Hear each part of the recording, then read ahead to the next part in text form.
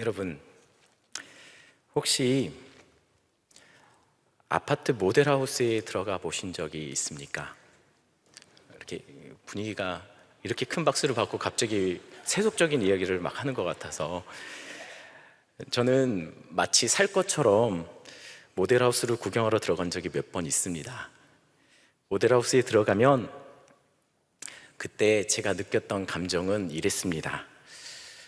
왜 같은 집인데 우리 집이랑 이렇게 다를까? 그런 생각이 들었고요. 정말 근사하게 꾸며진 그 모델하우스를 보면서 와, 살고 싶다, 사고 싶다, 근데 돈이 없다, 그런 결론에 도달하게 되죠.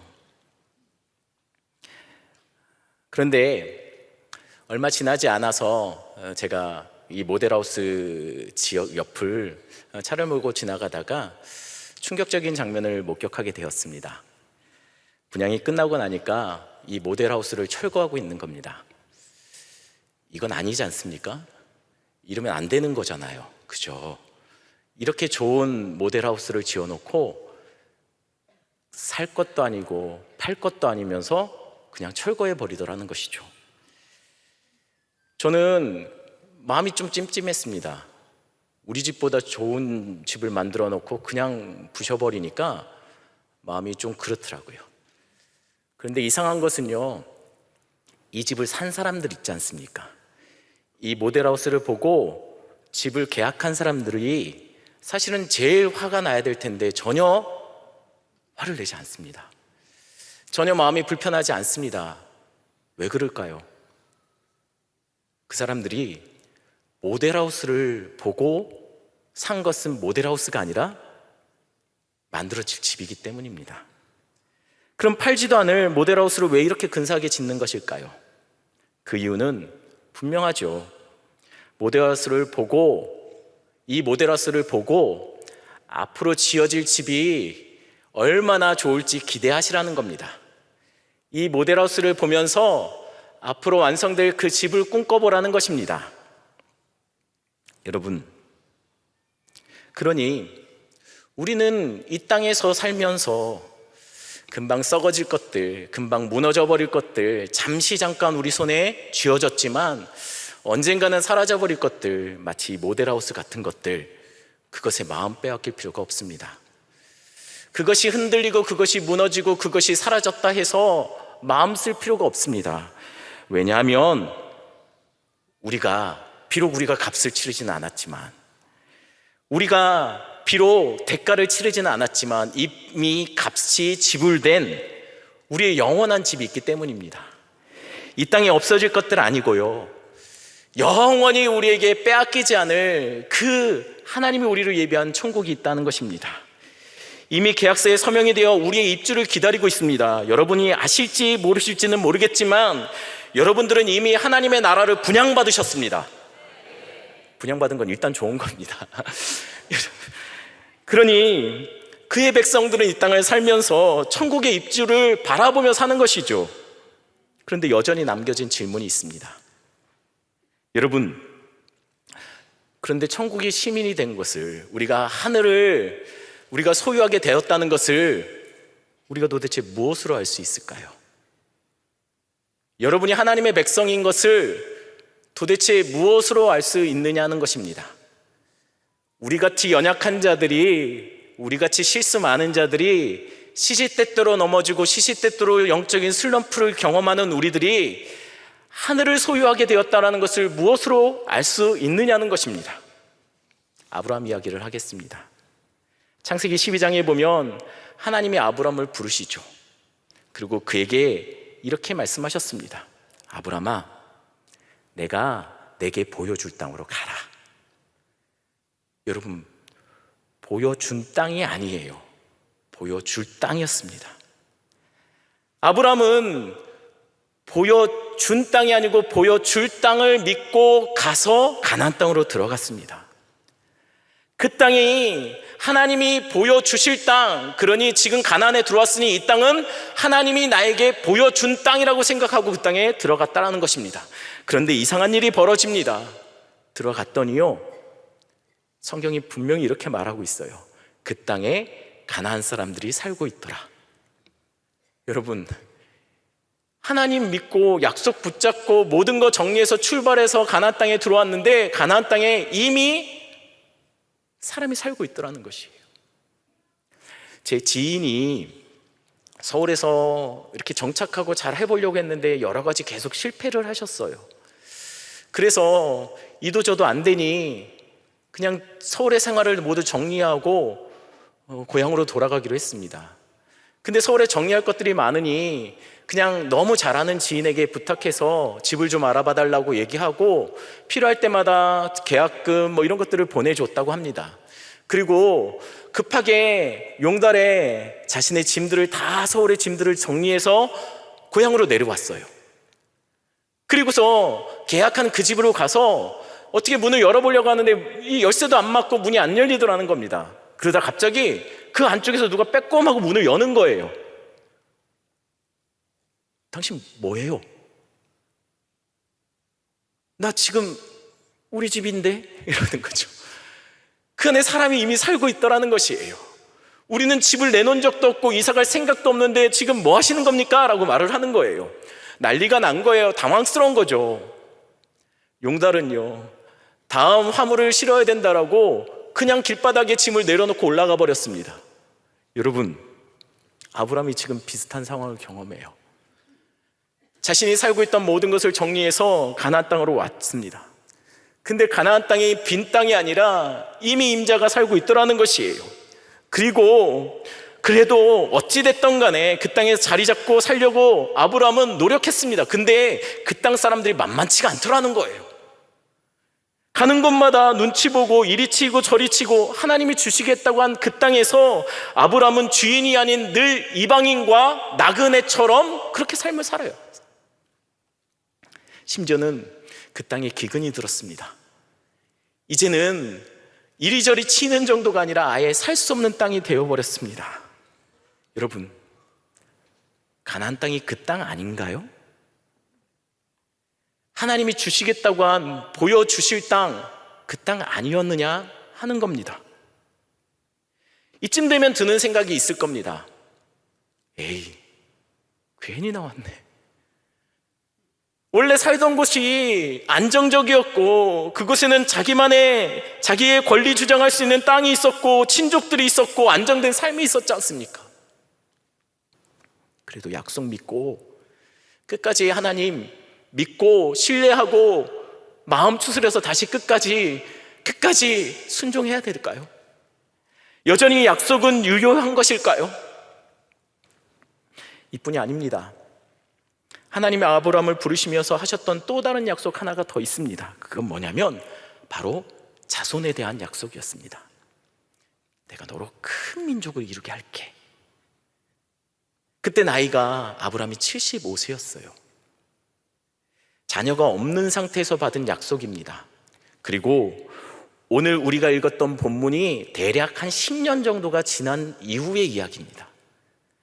그러면 약속을 받고 하나님이 자녀와 땅에 대한 약속을 주시고 약 10년 정도가 지났으니 여러분, 약속이 조금 더 성취가 한 걸음 한 걸음 나가고 있어야 되는 것이 정상 아닐까요? 자신의 명의로 된 가나안 땅에 땅이나 좀 건물 몇 채가 좀 생겨야 되는 거 아니겠습니까? 아니, 큰 민족이 된다고 말씀하셨으니 적어도 사라와의 사이에서 10년이면 자녀들 아무리 못해도 3명 정도는 낳아야 되는 거 아닙니까? 그래서 다자녀 카드도 받고 광안대교도 무료로 건너고 말입니다. 여러분, 10년이지 않습니까? 10년. 어찌됐든 10년 동안 하나님 붙잡고 살려고 발버둥 쳤으니 조금씩 그 약속이 점점 한 걸음 성취에 가까워져야 되는 것이 정상 아니느냐 하는 것입니다. 그런데 아브라함은 여전히 광안대교를 건널 때마다 돈을 내야 돼요. 자녀가 한 명도 없어요. 또한 여전히 그 땅 백성들 속에서 이리 치이고 저리 치이고 눈치 보며 삶을 살고 있습니다. 여전히 약속은요, 약속일 뿐입니다. 10년 동안 도무지 한 발짝도 그 약속의 성취에서 나아가지 못합니다. 조금이라도 뭔가 나아가는 조짐이 보인다면 끝까지 이 약속 붙잡아도 되겠다, 이 약속 신뢰해도 되겠다라고 지치지 않을 건데 말입니다. 무려 10년이에요. 10년. 아브라함이 가장 힘든 것은 자식이 없는 것도, 어쩌면 땅이 주어지지 않은 것도 그런 것도 아니고 점점 하나님에 대한 기대감이 사라져 간다는 것, 하나님의 약속에 대해서 무덤덤해져 간다는 것. 이전에는 하나님의 약속만 생각하면 가슴 떨림이 있었는데, 괜히 찬양이 나오고 예배 때마다 괜히 하나님 앞에 너무 기뻐서 감사하게 되었는데 어느 순간 예배도 찬양도 어떤 고백에도 가슴 떨림이 없어요. 감격도 눈물도 사라져 가더라는 것이에요. 여러분, 우리의 환경에 어려움이 닥치는 게 진짜 위기가 아닙니다. 하나님의 약속에 대해서 무덤덤해져 가는 것이 진짜 위기예요. 제가 처음 러닝머신을 봤을 때 첫 느낌은 이렇습니다. 걷는데 왜 돈 내고 그걸 사서 걷지? 라는 것이었어요. 여러분, 걸으려면, 뛰려면 그냥 걷고 뛰면 되지 않습니까? 근데 왜 돈 내고 그 위에서 기계 사서 왜 뛰고 걷죠? 아니, 평소에는 차 타고 다니다가 운동한다고 왜 돈 주고 그 위에서 하냐는 거예요. 그냥 걸으면 되잖아요. 뛰면 되잖아요. 더 재밌는 것은 아무리 뛰어도 러닝머신 위에서는 늘 그 자리라는 거예요. 제가 생각할 때는 이거 괜히 훨씬 빼는 거 뭐 하는 건가? 라는 생각이 들어요. 처음에는 사실 저는 러닝머신을 보면서 되게 웃겼습니다. 뭐 하는 거지? 돈 주고? 뛰려면 걸으려면 그냥 뛰고 걸으면 되지 왜 돈 주고 사서 그 위에서 뛰나? 계속 제자리인데. 그렇다고 해서 그 위에서 가만히 있을 수도 없어요. 그 위에 올라가면 무조건 뛰어야 됩니다.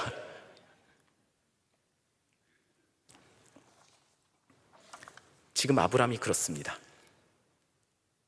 아무리 노력해도, 아무리 헌신해도, 아무리 약속 붙잡고 늘 그 자리에서 하나님의 뜻을 이루려고 몸부림쳐도 여전히 한 발자국도 나아가지 못합니다.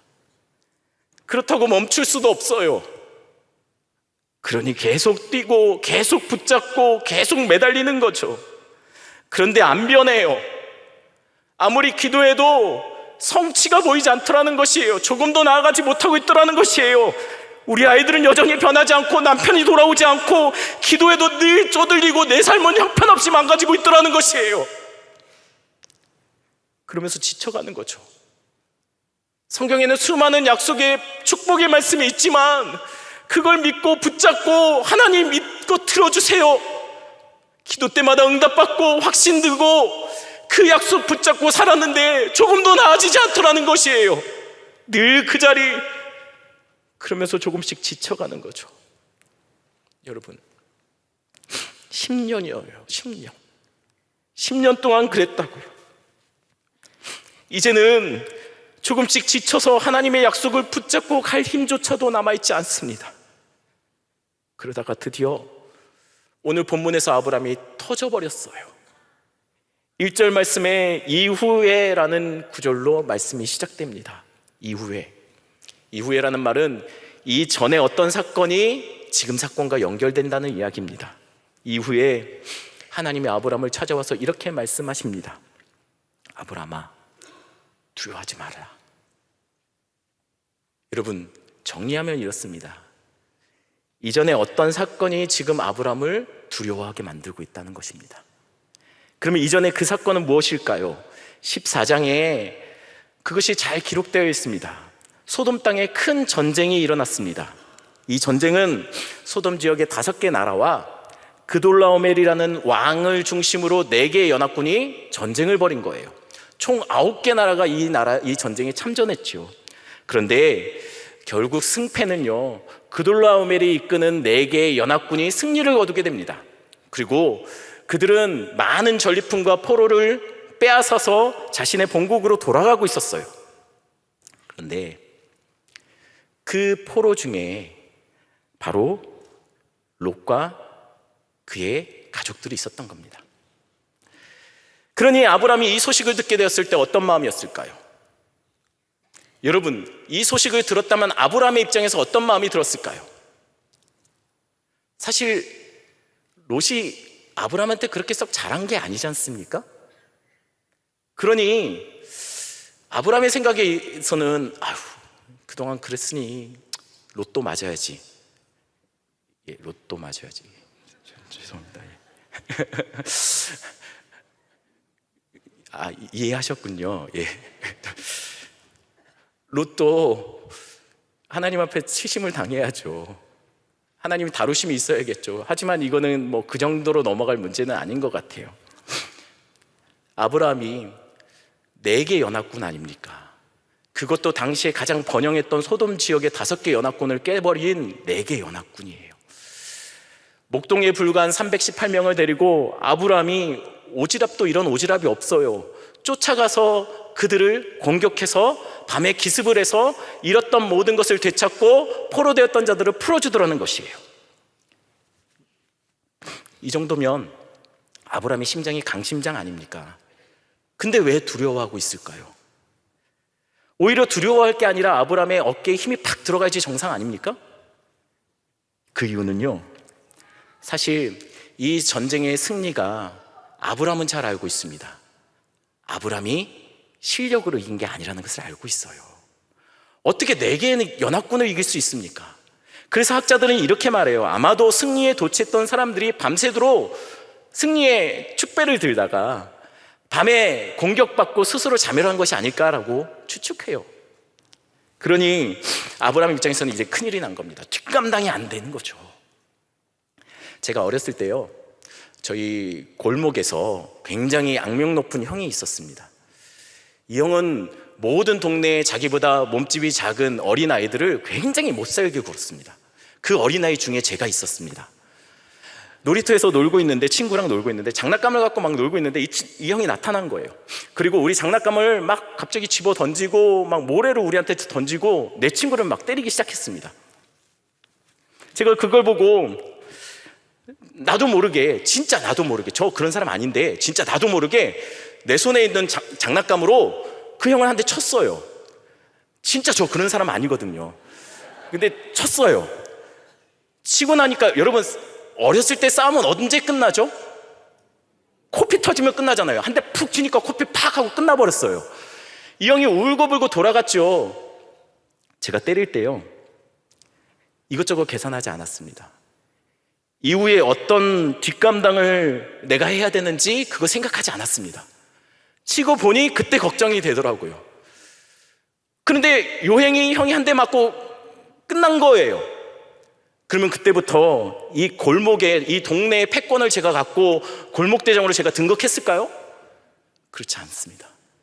그때부터 저는 그 골목을 다닐 때마다 마음 편히 다닐 수가 없었습니다. 큰일이 난 거죠. 그 형이 제 친구를 볼 때마다 뭐라고 얘기했냐면, 김지원 어디 갔어? 잡히면 하여튼간 끝났다고 생각하라고 전에. 이사할 때까지 그 동네가 저에게는 참 아픔이고 상처가 되었죠. 그 놀라운 일이 그렇습니다. 갓 300명 넘는 목동들에게 당한 거예요. 나중에 정신을 차려보니 이건 그냥 넘어갈 문제가 아니지요. 왜죠? 이거 그냥 넘어가면 주변의 나라들이 다 자기를 쉽게 생각할 겁니다. 그러니 보복해야죠. 보복하려고 계획을 했던 것으로 그렇게 알려졌습니다. 알고 있습니다. 그러면 이 소문이 아브라함에게 전달되었을 때 아브라함의 감정이 어땠을까요? 두려운 거죠. 게다가 아브라함 입장에서는 이 전쟁에서 목숨 걸고 싸웠는데 얻은 것은 아무것도 없어요. 그가 손에 쥐었던 빼앗았던 전리품들은 롯의 것은 롯에게 가고 소돔 것은 소돔 왕에게 돌아갔다는 것이에요. 전쟁에서 얻은 것은 없고 정만 든 거예요. 바로 오늘 본문 1절이 그 후에 아브라함을 향해 하나님께서 두려워하고 있는 아브라함에게 나타나서 이렇게 말씀하시는 거죠. 아브라함아, 너 두렵니? 두려워하지 마. 왜냐하면 내가 너의 방패야. 그돌라오멜이 너를 공격한다 할지라도 걱정하지 마. 내가 너의 방패야. 아브라함아, 너 전쟁에 나갔는데 아무런 승리의 상도 얻지 못했니? 너 빈손이라고? 마음 힘들어하지 마. 내가 너의 상급이야. 여러분, 그럼 된 거 아닙니까? 그럼 된 거죠. 하나님이 우리의 방패 되어주시고 하나님이 우리의 상급 되어주시면 된 거 아닙니까? 그런데 아브라함 입장에서 생각해 보자고요. 이 약속이 아브라함에게 하나님 맞습니다, 기쁨이 되고 감격이 되었을까요? 글쎄요. 이건 또 역시 처음 부르실 때 보여줄 땅과 같은 또 다른 하나의 약속 아닐까요? 희망 고문하는. 그래서 뭐가 달라지죠? 이렇게 약속해 주셨으니 내 삶에 달라질 것이 무엇입니까? 이때까지도 약속 붙잡고 열심히 런닝머신을 타듯이 열심히 뛰었지만 아무것도 얻은 것이 없었지 않습니까? 늘 그 자리 아닙니까? 지치는 것은 늘 아브라함이었다는 겁니다. 어차피 이 약속도 또 한 번에 보여줄 땅, 나를 지치게 만들고 나를 하나님으로부터, 그 약속으로부터 무덤덤해지게 만드는 그런 약속 아닐까요? 그래서 하나님이 이렇게 약속하실 때 아브라함이 평소와는 다르게 반응을 합니다. 2절 말씀 제가 읽어드리겠습니다. 주 여호와여, 그래서 무엇을 내게 주시려 합니까? 나는 자식이 없는데 나의 상속자는 이 다메섹 사람 엘리에셀이니이다. 여기서 나는 자식이 없사오니를 원어로 직역하면 나는 자식 없이 걸어왔습니다. 하나님, 분명히 당신이 나에게 큰 민족을 이루겠다고, 자식을 주겠다고 말씀하셨지만 나는 아직까지도 자식 없이 걸어가고 있습니다. 당신 믿고 모든 것 포기하고 순종하며 나갔는데 여전히 나는 열매 없이 걸어가고 있습니다. 약속은 잡았지만 성취는 보지 못하고 나는 지금도 열매 없이 혼자 걷고 있습니다라는 거예요. 늘 제자리라는 거죠. 너무 기대하면 지치는 겁니다. 그러다 힘들면 차라리 기대를 놓는 거죠. 하나님에 대한 약속에 대한 기대가 사라진 것이에요. 자식이 없음보다 이게 더 무서운 것이죠. 하나님의 일하심에 대해서 이제는 별로 기대감이 없고 오히려 하나님이 하실 약속보다 지금 당장 내가 할 수 있는 그 무언가가 더 믿음이 가고 신뢰가 가는 것. 주님, 됐습니다. 그냥 내가 할게요. 이젠 더 이상 기도는 그냥 습관처럼 하지, 기도를 통해서 내 삶이 나아지고 하나님이 역사하실 거라는 기대감도 없고 그냥 오늘 내가 열심히 살 겁니다 라는 거죠. 그래서 아브라함이 하나님께 이렇게 말하는 거예요. 하나님, 그냥 제 상속자로 엘리에셀 그냥 그러면 될 것 같습니다. 하나님은 자식을 주겠다는데 아니요, 그냥 엘리에셀 내가 알아서 하겠습니다 라는 것입니다. 하지만 하나님은 끝까지 꼭 아브라함의 씨로 큰 민족을 이루시겠다고 약속하세요. 여러분, 지금 아브라함이 뭔가 오해를 하고 있는 거예요. 하나님이 아브라함에게 약속해 주셨던 그 보여줄 땅, 그 땅이 가나안 땅입니까? 여러분, 가나안 땅은 이미 본 땅이에요. 하나님이 약속해 주실 보여줄 땅은 가나안이 아니라는 것이죠. 여러분, 하나님께서 주시겠다고 약속하신 자손은 앞으로 태어날 이삭일까요? 아니요. 하나님은 사실 그가 약속하셨던 땅과 자손은 가나안 땅도 이삭도 아니더라는 거예요. 그럼 도대체 그 약속은 뭡니까? 도대체 왜 가나안 땅 때문에, 이삭 때문에 이토록 아브라함은 마음 쓰며 애타며 이렇게 걸어가는 것일까요? 여러분, 보여줄 땅과 보여진 땅은 다릅니다. 모델하우스를 보고 우리는 모델하우스를 사는 게 아니죠. 우리는 모델하우스를 보고 앞으로 우리가 들어가 살 집을 꿈꾸는 것이지 않습니까? 하나님이 지금 아브라함에게 보여준 가나안과 이삭이라는 아들은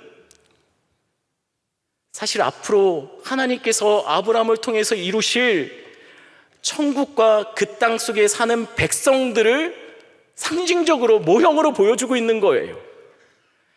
그러니 아브라함은 자꾸 모데라스와 같은 그것들에 땅이 없다고, 아직도 여전히 무자하다고 그것 때문에 마음 쓰며 괴로워하며 고통스러워할 필요가 없는 것이에요. 그것에 마음 쏟을 필요가 없는 것이에요. 그것은 단지 하나님이 더 나은 것, 영원한 우리의 집을 소망하게 하는, 기대케 하는 하나의 모형이라는 것이에요. 진짜 돌아갈 집이 없는 사람들처럼 이 땅에서 우리의 손에 쥔 무언가를 놓쳤을 때, 우리가 기대했던 무언가가 무너졌을 때 절망하고 실망하고 좌절하지 말라는 것이에요. 그래서 하나님이 자꾸만 그 땅에만 주목하고 있는 아브라함을 데리고 나와 하늘의 별을 보여주십니다. 아브라함아, 하늘의 별을 세어봐. 셀 수 있니? 못 세지. 내가 내 자녀를 그렇게 할 거야. 내가 너를 통해서 약속한 그 나라에서 내 자손이 이와 같이 많을 거야 라고 하나님께서 약속해 주시죠. 근데 결말이 너무 싱거워요. 아브라함이 이 약속의 말을 듣고 이렇게 반응합니다. 아브라함이 하나님을 믿으니. 너무 쉽게 믿는 거 아닙니까? 아브라함 너무 귀가 얇나요? 이거 하나 봤다고 아브라함이 하나님을 믿으니 또 하나님은 이것을 의로 여기셨다라고 성경이 기록하고 있어요. 여러분, 아브라함이 정말 믿었을까요? 순수하게 믿었습니까? 아니요. 이 순간까지도 아브라함은 계속 고민하고 계속 아브라함의 하나님의 약속에 회의적으로 반응했단 말입니다. 그런데 하나님은 아브라함에게 어찌됐던 믿음을 찾아내셔서 그 믿음을 의로 여기신다고 오늘 본문이 얘기하고 있습니다. 이게 어떻게 된 일일까요? 정확하게 말하면 아브라함의 믿음이 특별한 것이 아니라 하나님이 아브라함을 믿을 수밖에 없게 몰고 가셨던 거예요. 아브라함이 하나님을 믿는 게 아니라, 아브라함이 하나님을 믿기 위해서 자신의 모든 것을 건 게 아니라 하나님이 아브라함을 끝까지 찾아와서 확인시켜주고 다시 말씀해 주시고 보여주셔서 믿을 수밖에 없게 만들어 가시더라는 것이에요. 우리의 노력이 아니라 하나님이 그분이 노력하셔서 끌고 가셔서 결국 우리를 기도의 자리에 끌어앉히고 말씀의 자리에 끌어앉히고 자꾸만 흔들릴 때마다 예배 중에 말씀을 통해 기도 중에 하나님께서 만나주셔서 우리에게 그 믿음 모시고 하나님이 만들어주신 믿음, 하나님이 부어주신 믿음 모시고 우리를 의롭다 칭해 주시더라는 거예요. 여러분, 아브라함의 자손은 혈통적 자손이 아니에요. 우리같이 자격 없지만 하나님 주신 믿음으로 사는 자, 자격이 되어서 의로운 자가 아니라 하나님이 어찌됐든 끌고 가서 책임져 주시겠다고, 그러다가 조금 믿음 보시면 그거 보시고 기뻐하시며 그래 그거야, 우리를 향해 의롭다 칭해 주시는 그 은혜. 아브라함의 진짜 자손은 은혜 아니면 살 수 없는 자들, 하나님께 붙들린 자들, 그들이 바로 진짜 아브라함의 자손이고 진짜 이스라엘인 거죠. 하나님은 아브라함은 약속 안에 조금도 진전하지 못하고 늘 제자리라고 생각했을 것입니다. 그럼요, 여러분, 러닝머신이 늘 그 제자리에서 머물러 있다라고 그 위에서 뛰는 것이 시간 낭비일까요? 러닝머신에서 열심히 달리는 것, 늘 나아가지 못하고 그 자리에 머물러 있다고 러닝머신에서 뛰는 것이 헛심 쓰는 것입니까? 우리의 믿음의 행보가 약속 붙잡고 하나님 믿고 끝까지 따라가는 것, 그것이 나아가지 않고 환경이 변하지 않는다고 할지라도 끝까지 주님 붙잡고 나아가는 삶이 과연 헛수고하는 삶이냐는 거예요. 아니요. 그러면서 우리가 성장하잖아요. 우리가 변하더라는 것입니다. 우리가 더 견고한 신앙을 갖게 되는 것이죠. 약속의 진보는 아브라함이 더 많은 땅을 갖게 되고 아브라함이 더 많은 자손을 갖게 되고 이 땅에서 하나님이 말씀하셨던 약속의 그 축복의 메시지가 내 삶 속에 환경으로 나타나는 것이 약속의 진보가 아니라, 진짜 약속의 진보는 내가 변하는 거예요. 내가 주님을 만나는 거예요. 내가 주님을 더 견고히 붙잡는 거예요. 그것이 진짜 약속의 진보라는 겁니다. 하지만 아브라함은 하나님께 확인하고 싶은 것이 하나 더 있었습니다. 하나님, 내가 이 땅을 소유로 받을 것을 무엇으로 알 수 있습니까? 무엇으로 알 수 있을까요? 아브라함이 하나님께 감히 이렇게 물어요. 하나님, 내가 이 땅을 소유로 받을지 무엇으로 알 수 있습니까? 하나님은 이 질문에 이렇게 말씀하십니다. 아브라함아, 가서 3년 된 암염소, 순양, 비둘기 새끼를 가져와서 그것을 중간을 자르고 그것을 늘어놓아 봐라 라고 얘기합니다. 이게 무슨 일일까요? 무엇을 말하는 것일까요? 우리는 이것에 대해서 익숙하지 않지만 당시의 사람들은 이것이 무엇을 의미하는지 잘 알고 있었습니다. 이것은요, 언약 맺는 겁니다. 언약 맺을 때 짐승을 반으로 쪼개서 그 길을 내어 놓죠. 그럼 가운데 핏길이 생깁니다. 보통 이런 경우 동등한 언약의 대상자가 언약을 맺은다면 언약의 당사자들은 이 핏길을 둘이 같이 걷게 되죠.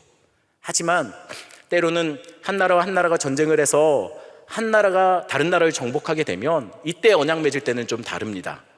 어떻게 되냐면, 말하자면 정복한 왕, 이제 종이 된 나라 왕이 이 핏길을 그 종이 된 왕이 홀로 걷게 되죠. 그냥 걷지 않습니다. 때로는 기기도 해요. 포복으로. 그럼 온몸에 피투성이가 되죠. 피가 온몸에 묻게 되는 거예요. 이렇게 이 핏길을 돌며 한쪽 끝에서 정복 왕이 그것을 지켜보고 있습니다. 그리고 이 핏길을 걷는 종이 된 나라의 그 왕은 이렇게 맹세를 하게 돼요. 왕이시여, 이제 나는 당신의 백성입니다. 내 백성도 당신의 백성입니다. 내 나라도 이제 당신의 나라가 될 것입니다. 이제 나는 당신과 언약을 맺는데 혹여 내가 불성실하게 당신을 배신하거나 이 언약을 깨게 되면 이 짐승들, 찢어진 짐승들처럼 나도 신에게 저주를 받아 찢어져 죽게 될 것입니다 라고 맹세를 해요. 아브라함이 하나님께서 명령하실 때 아브라함은 지금 하나님 나와 언약을 맺으시려고 하는구나 라고 짐승을 갖고 와서 버려놓았죠. 그런데 고대 근동의 언약과는 오늘 본문에 나타나는 언약은 굉장히 이상하게 결정적으로 다른 게 하나 있습니다. 그게 뭐냐면, 고대 근동의 언약에 어떤 기반을 두고서 이것을 본다면 이 핏길을 왔다 갔다 해야 될 대상이 누구냐면 아브라함이 돼야지 맞아요. 근데 오늘 보니까 하나님의 임재의 상징인 불이 그 길을 왔다 갔다 하더라는 것이에요. 도대체 이게 무슨 의미일까요? 지금 하나님은 이 핏길을 왔다 갔다 하면서 이렇게 말씀하고 계시는 거예요. 아브라함아, 네가 그 땅을 네가 소유할지 어떻게 알 수 있냐고 나한테 묻는 거야? 내가 너에게 반드시 그 땅 줄 거야. 그것을 어떻게 할 수 있냐고?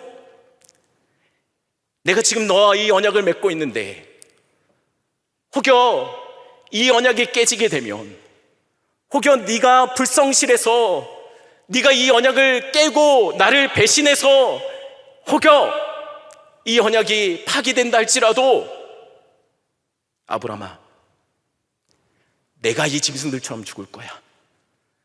내 이 언약의 깨어짐의 책임을 내가 죽어서 내가 그 땅 너에게 줄 거야.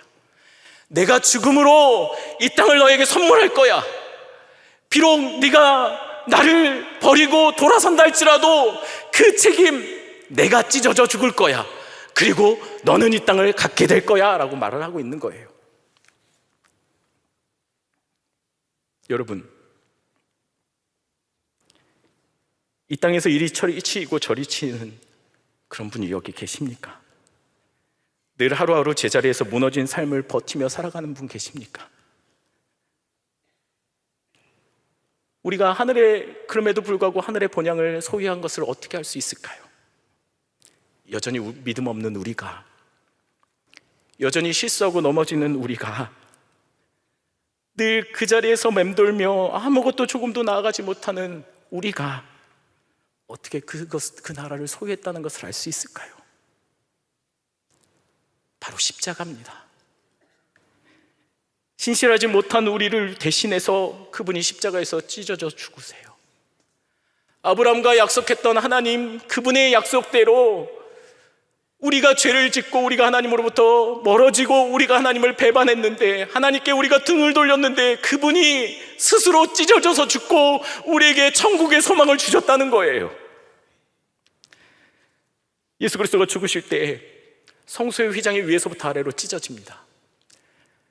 황소가 양쪽에서 잡아당겨도 절대 끊어지지 않을 만큼, 찢어지지 않을 만큼 견고한 이 휘장이 예수 그리스도가 죽으실 때 위에서 아래로 찢어져요. 히브리서 10장 20절에 보면 이 휘장은 곧 그리스도의 육체라고 말하고 있어요. 그분이 찢어지신 거예요. 죄는 우리가 졌는데, 언약은 우리가 깼는데, 그분이 찢어지시고 그분이 죽으셔서 우리가 천국을 소망하고 우리가 천국을 바라보고 우리가 천국에 들어갈 수 있는 자가 되었다라는 것이에요. 이 언약에서 나오는 짐승들의 공통점은 제사에 쓰이는 짐승들이에요. 곧 인간의 죄를 대신해서 죽어 피 흘린 예수 그리스도를 상징하는 짐승들입니다. 여러분이 천국을 소유한 것을 무엇으로 알 수 있을까요? 바로 십자가, 우리를 위해서 죽으신 그 십자가가 그 증거라는 것입니다. 물론 아브라함은 평생 죽을 때까지 사라의 몸에서 이삭 한 명만을 얻었어요. 또한 죽기 전에까지 아브라함이 차지한 유일한 땅은, 가나안 땅은 사라의 매장지로 산 막벨라 굴 하나밖에 없었습니다. 그러면 언약은 여전히 실패한 것일까요? 하나님이 아브라함에게 약속하셨던 그 약속은 지켜지지 않은 것일까요? 그 언약의 성취가 계시록 7장에 나옵니다. 제가 계시록 7장 9절을 읽어드리겠습니다. 이 일 후에 내가 보니 각 나라와 족속과 백성과 방언에서 아무도 능히 셀 수 없는 큰 무리가 나와 흰 옷을 입고 손에 종려가지를 들고 보좌 앞과 어린 양 앞에 서서 예배하고 있는 모습이 나옵니다.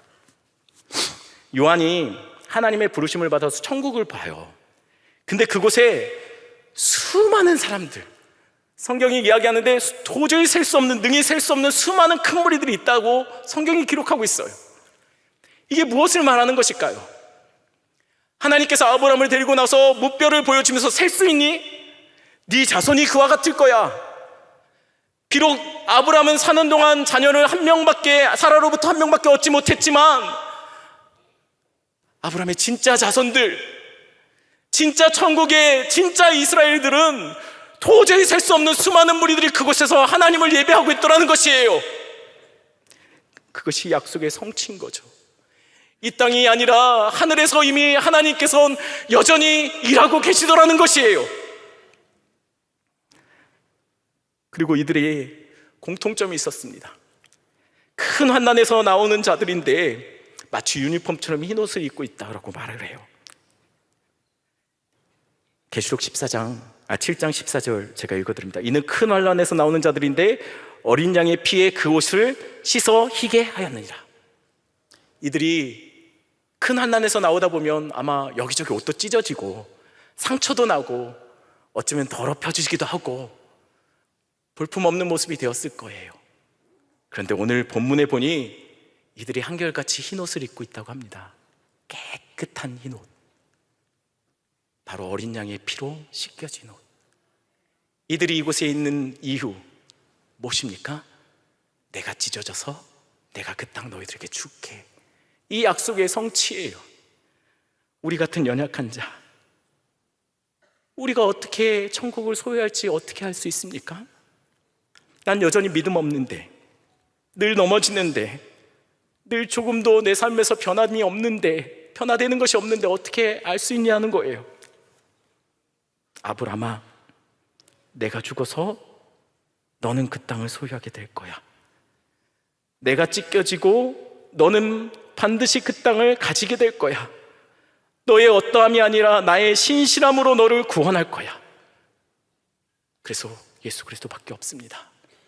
십자가밖에 없습니다. 이 설교가 저의 8년 반의 사역의 마무리입니다.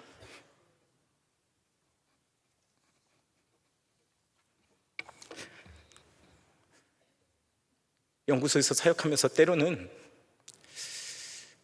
당장 티나는 사역이 아니고 제자리 걸음하는 것처럼 때로는 속상하고 그랬던 경험들이 있습니다. 근데 지나고 보니까요, 하나님이 저를 만들어 가시더라고요. 그리고 제 주변에 제가 이 설교를 준비하면서 하나님, 내 8년 반 동안의 사역 중에 가장 큰 열매가 무엇일까요를 고민했습니다. 공과를 만든 거, 아니면 이웃교회 소연회를 처음 시작한 거, 세팅해 간 거, 교국의 철학이나 여러 가지 것들을 만들어 간 것이 나의 사역의 열매일까? 하나님이 답을 주시더라고요. 함께 동역했던 우리 교국 식구들, 그리고 함께 동역했던 우리 선생님들, 부족한 저를 아껴주셨던 많은 성도님들, 그게 저의 사역의 열매인 것 같아요. 행복했습니다. 늘 기도해 주시고 생각날 때마다 오산제일교회와 저를 위해서 기도해 주시면 감사하겠습니다. 감사합니다. 기도하겠습니다. 하나님, 감사합니다. 하나님, 우리는 늘 제자리에 머무는 것처럼 성경에는 수많은 약속들이 있고 축복의 메시지들이 있음에도 불구하고 하나님, 그것이 우리와 상관없는 메시지인 것처럼 우린 이 땅에서 많은 시선들을 빼앗기며 삶을 살 때가 많습니다.